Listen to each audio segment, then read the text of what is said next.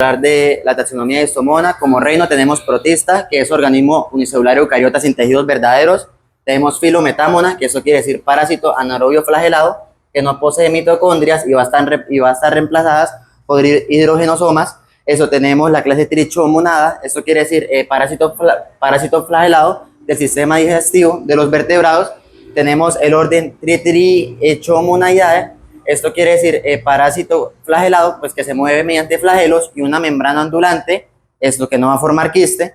Tenemos la familia que es Monocercomonidae, que esto quiere decir parásito que se reproduce de manera sexual por fisión binaria y presenta formas ameboides.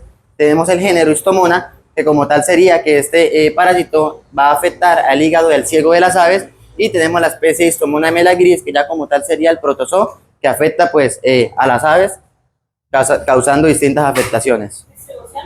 Esa distribución es cosmopolita, esto quiere decir que se encuentra en todos los continentes. Se va a localizar tanto en el ciego como en el hígado y su ubicación es endoparásito, luminal, enterozoico, histozoico extracelular.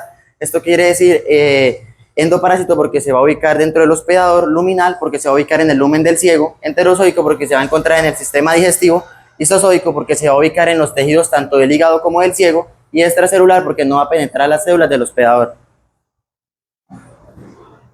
¿Hospedadores? Tenemos pues hospedadores, aquí tenemos aves domésticas que serían pavos, gallinas, esto sería habitual porque este parásito habitúa normalmente en esta especie. Tenemos definitivo porque es donde se reproduce de manera sexual, y principal porque tiene más relevancia o más índices epidemiológicos.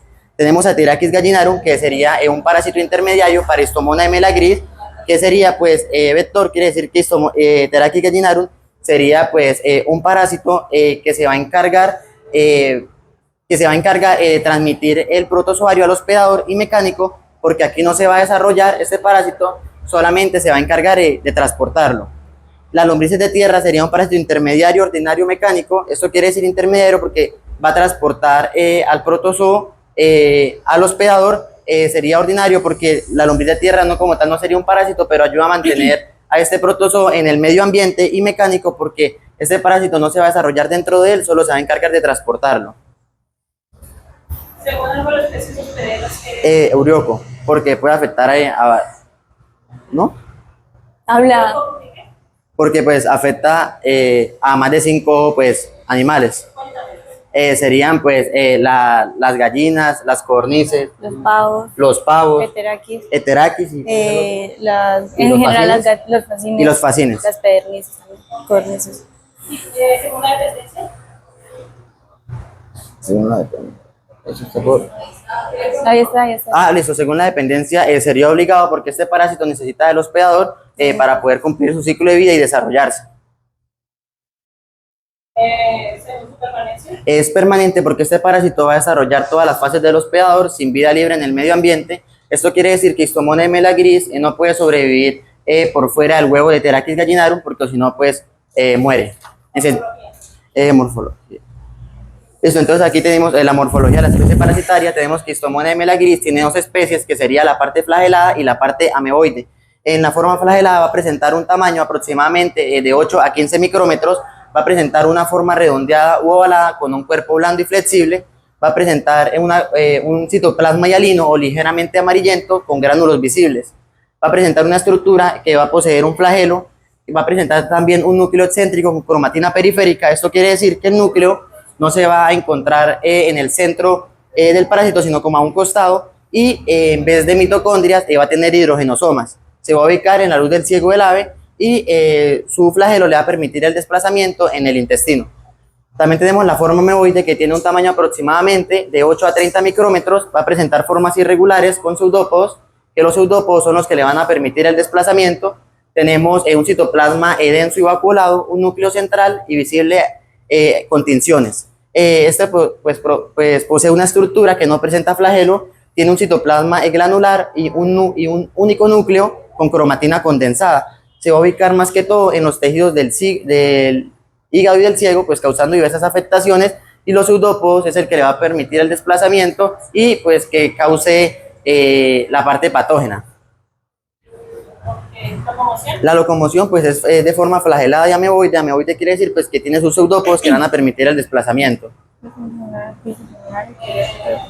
Tenemos reproducción que es asexual, fisión binaria simetrogónica. Esto quiere decir asexual porque Histomona gris no necesita de otra célula reproductora especializada pues, para reproducirse, sino que de una sola célula madre se va a dividir y va a dar resultado a células hijas.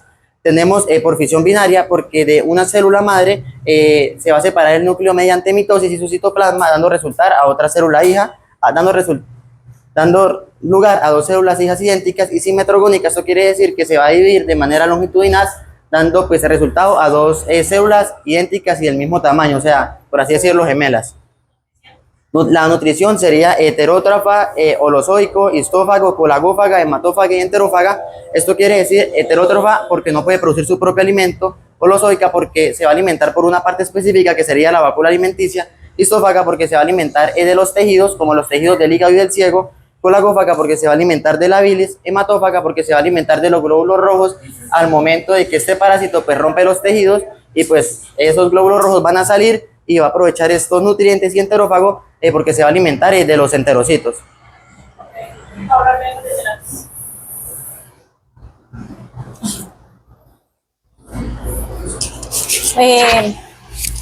Listo.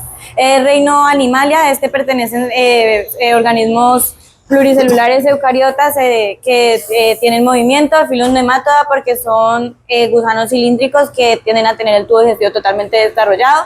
Clase Cernentea porque tiene glándulas excretoras bien desarrolladas. Orden Ascaridida porque es un nematodo intestinal con labios prominentes. La superfamilia Ceteracoidea porque a esta pertenecen poseen esófago simple. Familia Terachidae porque generan estos pues producen huevos con cáscaras resistentes gruesas, y género Heterachis porque habitan en el ciego y los machos tienden a tener una espécula más larga que la otra. La especie es Heterachis gallinarum, que viene siendo el agente intermediario de la Histomona vial. Es cosmopolita porque se encuentra en todos los continentes. Es un endoparásito luminal, histozoico extracelular. Endoparásito porque se encuentra dentro del hospedador, luminal porque se encuentra en el lumen del ciego, histozoico porque se encuentra en los tejidos de las paredes del intestino, y extracelular porque no ataca directamente a las células. Tenemos como hospedador definitivo complementario gallinas, pavos, faisanes, perdices y codornices. Este es definitivo complementario porque en este se puede reproducir de manera sexual, pero no es el principal. Como hospedador definitivo principal tenemos gallus que viene siendo la gallina doméstica. En este se reproduce y es el principal porque es en el que tiene más reportes. Hospedador intermediario mecánico vendría siendo Lombricus spp, que es la lombriz de tierra. Es intermediario porque transporta el parásito, pero en este no se reproduce de ninguna manera. Y mecánico porque no hay ninguna evolución cuando se encuentra la lombriz. Según el número de especies hospederas. Es eurioco porque se puede encontrar en gallinas, pavos, faisanes, perdices, codornices y lombrices. Es un parásito obligado porque no puede vivir fuera del hospedador. Es permanente porque la mayoría de sus estados de vida están dentro de un hospedador. Los que no están dentro de un hospedador es huevo embrionado hasta L2, que se dan en el medio ambiente.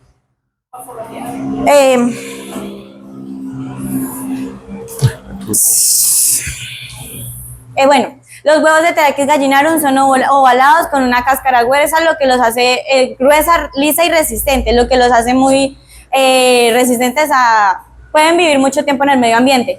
Estos salen y vienen siendo la L1. En L1 son de tamaño pequeño, miden más o menos de 0,1 a 0,2 milímetros, son de color transparente.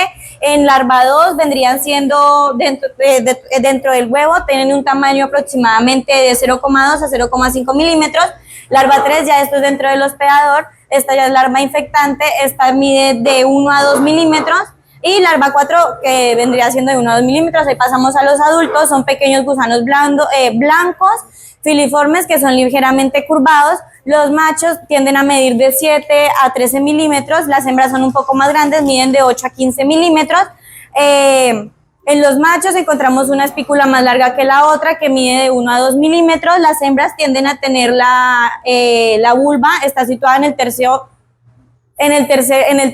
de la parte de, perdón, me equivoqué, ya, sí, en el tercio anterior del cuerpo. Las hembras son ovíparas y los machos no tienen bulbo terminal y ya, hasta ahí. Locomoción. Es por contracción muscular. Reproducción. Es sexual, dioico y ovípara. Sexual porque necesita de los gametos tanto femenino como masculino para poder darle vida a otro. Dioico porque necesita al macho y a la hembra, y ovípara porque producen huevos que se desarrollan en el medio ambiente. Nutrición. Heterótrofo, holozoico, mucófago, histófago. Heterótrofo porque no puede generar su propio alimento. Holozoico porque el alimento ingresa por una parte en particular que sería por la boca. Mucófago porque se alimenta de la mucosa intestinal. Y estófago porque se alimenta de tejidos como las paredes intestinales. Ciclo de vida.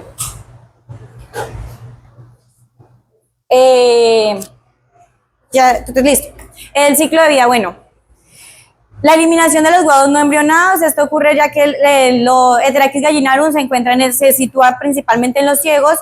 Ya estando adultos, estos se reproducen y liberan los huevos al medio ambiente. Estos salen por medio de las heces. En el medio ambiente pueden ocurrir dos cosas.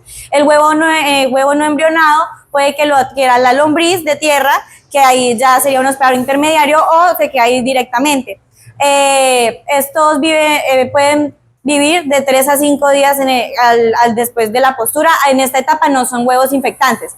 Luego de 10 o 15 días, con un ambiente óptimo de entre 25 grados centígrados y 30 grados centígrados, empieza a generarse se empieza a embrionar y genera la larva 2, que esta ya viene siendo una larva infectante. Este tiempo tarda entre 10 y 15 días, ya este huevo es infectante. Como les había explicado anteriormente, Heterachis tiene unos huevos con cáscara muy gruesa, lo que los permite sobrevivir en el medio ambiente de meses, días hasta años. Ay, no. Bueno, las aves se pueden infectar al ingerir ya sea el hospedador intermediario, que vendría siendo la Lombricus spp, o se pueden infectar al ingerir directamente los huevos contaminados por Heterachis gallinarum. Cuando Heterachis ingresa al intestino delgado, al sistema digestivo, este llega al intestino, donde se liberan ciertas enzimas que ayudan a que la larva 2 eclosione y se libere el huevo. Esta tiene una forma de ir por medio de la mucosa. Ella viaja hacia el ciego, que viene siendo la zona final donde está. En esto se demora más o menos de 2 a 3 días para llegar al ciego. Una vez llega al ciego, se libera Histomona melagrides, que está dentro de la larva de Heterachis, se libera, y la larva continúa su desarrollo a los estadios de vida superiores, que pasaría de L2 a L3. Cuando ya se encuentra en L3, esta empieza a alimentarse de la mucosa intestinal y empieza a evolucionar de L3 a L4, donde ya vendría siendo el adulto y llega a su madurez sexual. Cuando llega la madurez sexual, se empieza a generar ya la cópula entre el macho y la hembra para generar los huevos. Aquí es donde Histomona, el protozoario, tiende a situarse en el oviducto de la hembra para liberarse en medio de los huevos de Heterachis y salir al medio ambiente para que pues, pueda ser resistente. Ya. El tuyo. Bueno, como ciclo de vida, primero que todo ocurre la eliminación de los huevos Heterachis gallinarum al medio ambiente, donde van a estar embrionados con Histomona de melagris. Los huevos van a poder sobrevivir en el ambiente incluso meses o años, y van a tener una temperatura, bueno, tiene que haber condiciones de humedad, y tiene que haber una temperatura aproximadamente de 20 a 25 grados. Como estos huevos se van a encontrar en el medio ambiente, las lombrices de tierra se van a contagiar, y como la lombriz de tierra hace parte de la cadena alimenticia del ave, el ave al consumirlos, pues relativamente se va a infectar de estos huevos. Una vez el ave consume pues a la lombriz de tierra, pues con los huevos de Heterachis gallinarum embrionados con Histomona melagris, se va a infectar y va a llegar pues al sistema digestivo, donde en el intestino delgado se va a romper la larva L3 de Terracea gallinarum y va a salir Histomona de Melagris. Histomona de Melagris, esto llega al intestino delgado aproximadamente de 6 a 12 horas aproximadamente después de que el ave se infecta y se va a liberar en su forma flagelada donde pues va a llegar al ciego y va a penetrar el ciego donde pues va a causar diversas afectaciones como úlceras, necrosis o afectación como tal en el ciego. Y Histomona de Melagris va a cambiar su forma ameboide, pues donde va a causar diversas afectaciones, como por ejemplo, va a causar diversas afectaciones como va a invadir el epitelio aproximadamente de 24 a 48 horas después de la infección, se va a multiplicar por fisión binaria, eso quiere decir que se va a reproducir y va a ocasionar necrosis a partir del día 3 a 4 después de la infección. Luego, luego Histomona de Melagris en su forma ameboide va a viajar hacia el hígado mediante la vena porta, donde se va a demorar aproximadamente de 4 a 7 días y va a empezar pues a causar infección, afectación en el hígado, como pues rompimiento de estos tejidos mediante sus pseudópodos. Esto va a presentar úlceras y necrosis de estas células. Una vez Histomona ya afectó tanto el ciego como el hígado del ave, esto va a tomar dos formas. La primera es que se va a devolver hacia el ciego para seguirse multiplicando y reproduciendo, y la segunda es que se devuelve también hacia el ciego, pero va a penetrar las larvas de Terracea gallinarum antes de que se forme la cáscara del huevo para así poder salir al medio ambiente. Estos huevos van a ser eliminados pues mediante las heces y así se reinicia el ciclo.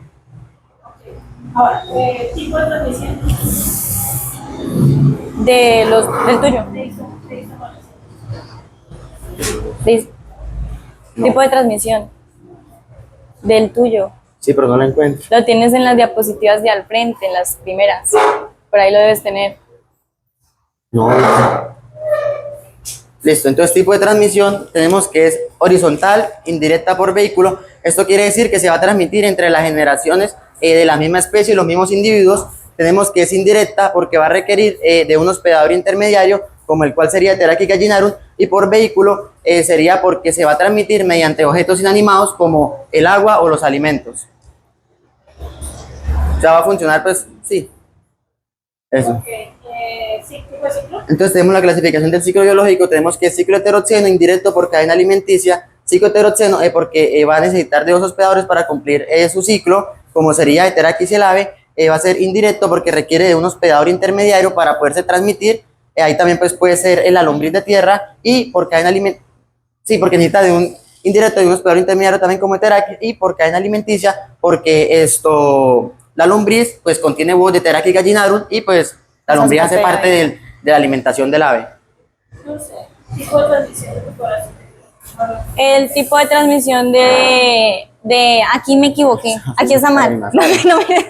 El tipo de transmisión puede ser horizontal indirecta por vector o también puede ser horizontal directa por contacto. Al ser horizontal indirecta por vector vendría siendo horizontal porque es individuos de la misma especie, indirecta porque tendría un hospedador intermediario y por vector sería porque las lombrices de tierra llevan el parásito. Y horizontal directa por contacto ya es cuando la ave se infecta directamente con los huevos de Terracea gallinarum que se encuentran en las heces. O en el suelo, el agua contaminada o pues alimentos o agua sucia. Puede ser monoxeno, que es directo, ¿ya? Esa flecha está mal. o heteroxeno indirecto por biocenosis, que es cuando ya heteroxeno, porque participaría el hospedador intermediario, que serían las lombrices de tierra, indirecto, porque tiene el hospedador intermediario, y por biocenosis es porque lo adquiere no hace parte de su dieta. No enterado bien. Mecanismos Póngalo mismo. De los míos. de la enfermedad. Bueno, entonces, entonces irritativo, ese parásito va a ser irritativo porque al encontrarse, porque al cambiar su forma ameboide en el ciego, estos pseudópodos van a causar pues laceración y van a causar pues afectación en las células, causando pues inflamación y necrosis. Entonces, este parásito al momento de desplazarse va a haber una irritación y por eso va a haber dolor abdominal y anorexia por irritación, y debido a que se altera el ciego, esto va a haber diarrea amarillenta. Tenemos mecánico, mecánico es porque sería como tal una obstrucción que va a causar histomona,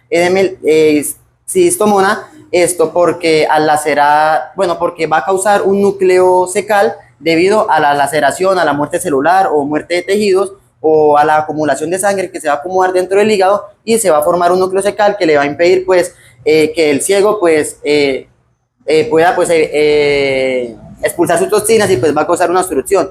Tenemos que es tóxico porque Histomona melagrís se va a alimentar de los nutrientes del hospedador y pues necesita desecharlos. Entonces al momento de desecharlos pues va a causar afectación de las células, y pues esa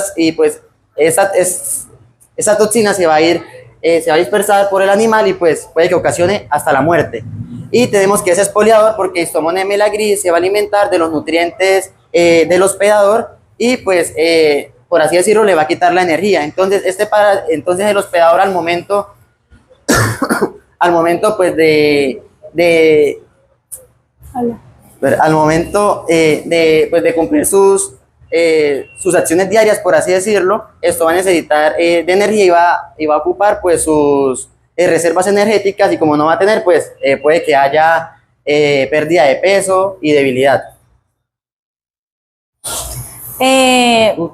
En los mecanismos también nos puede generar lo que pueden ser heces diarreicas color verduzco. Esto lo podemos explicar por medio del mecanismo irritativo, debido a que cuando se presenta Enteritis se puede presentar en gran cantidad, y al haber tanto movimiento en la mucosa intestinal van dañando y lacerando las paredes intestinales, lo que nos afecta lo que vendría siendo la absorción del intestino delgado. Esto nos empezaría a mostrar lo que vendría siendo las heces diarreicas, porque no hay buena absorción.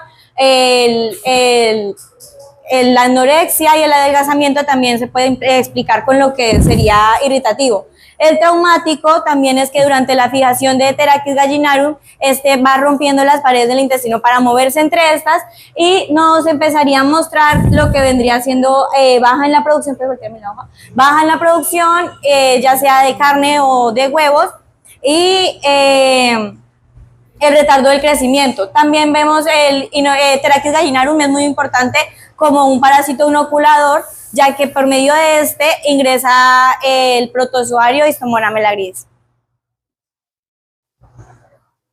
¿Algo más? A mí se me había olvidado decir que mi parásito también era traumático, porque al momento de romper, pues lacera células y rompe, pues va a causar lesiones. Se me había olvidado decir. ¿Diagnóstico? Se puede hacer, bueno, hay diferentes tipos de diagnósticos. Se puede hacer por observación de signos clínicos, necropsia, examen microscopios y pruebas moleculares. Por el PCR molecular, inicialmente tenemos que tener todas las medidas de prevención, como son los guantes, tapabocas, gafas, batas, y esto se puede hacer de dos maneras. Se puede hacer post-mortem y ya con el animal en pie.